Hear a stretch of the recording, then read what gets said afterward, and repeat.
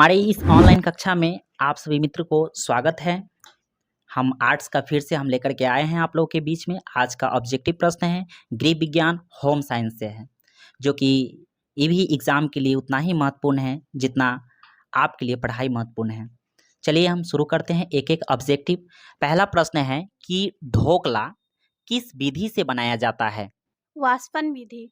बहुत अच्छा, वाष्पन विधि से बनाया जाता है ढोकला, है ना। वाष्प के द्वारा इसको उबाल करके बनाया जाता है। अगला प्रश्न है कि एक दूध पिलाने वाली माता को पहले 6 महीने प्रतिदिन के आहार में कितना अतिरिक्त प्रोटीन देना चाहिए? 15 ग्राम। हाँ बिल्कुल सही है, 15 ग्राम उनको प्रोटीन मिलना चाहिए।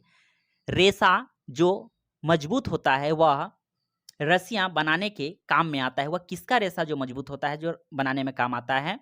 सूती। हाँ, सूती का जो रेशा बनाने में काम आता है। अगला प्रश्न है कि सांकेतिक भाषा का प्रयोग, जो लोग एक दूसरे से जो बातें करते हैं, संकेत देकर के बातें करते हैं, कौन कौन इसमें शामिल हो सकते हैं? गूंगे तथा बहरे बच्चों।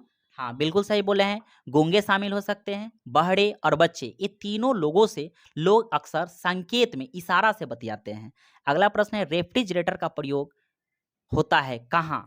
प्रशीतन में। हाँ बिल्कुल, यानी प्रशीतन कहने का मतलब है ठंडा करने में, जिसको आप लोग कहते हो फ्रीज, उसी का नाम है रेफ्रिजरेटर। इसको ठंडा करने में इसका प्रयोग किया जाता है। अगला प्रश्न है ज्यादा ऊष्मा और शक्ति उत्पादन करने वाला पदार्थ कौन है? सबसे ज्यादा ऊष्मा कहाँ से प्राप्त होता है? कार्बोहाइड्रेट। हाँ, कार्बोहाइड्रेट से अच्छे से करते हैं। अब है पोषण मानव जीवन की आवश्यकता है। प्राथमिक। हाँ, प्राथमिक कार्य है जो पोषण के लिए सबसे पहला कार्य है, उसका पोषण मिलना चाहिए, तभी वो अच्छे से कार्य कर सकते हैं, नहीं तो नहीं कर पाएंगे।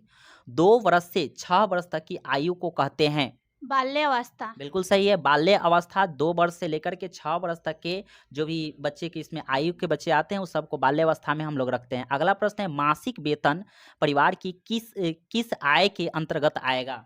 मौद्रिक आय। हाँ, मौद्रिक आय, बिल्कुल सही बोले, मौद्रिक आय के तहत इसको रखा जाता है। अगला प्रश्न है कि सूखी धुलाई इस्तेमाल किए जाते हैं किसमें? रेशमी वस्त्र के लिए। हाँ, रेशमी वस्त्र के लिए सूखी धुलाई इसको किया जाता है। फिर है अगला प्रश्न है पोषक तत्व जो है वह सबसे ज्यादा किसमें पाया जाता है? कार्बोहाइड्रेट। हाँ, इससे पहले भी हम लोग पढ़े कि पोषक तत्व सबसे ज्यादा जरूरी है और कार्बोहाइड्रेट में पाया जाता है। गृह विज्ञान का मुख्य अर्थ क्या होता है या क्षेत्र क्या है? गृह प्रबंध। हाँ, सबसे पहला काम है गृह विज्ञान का गृह प्रबंध है।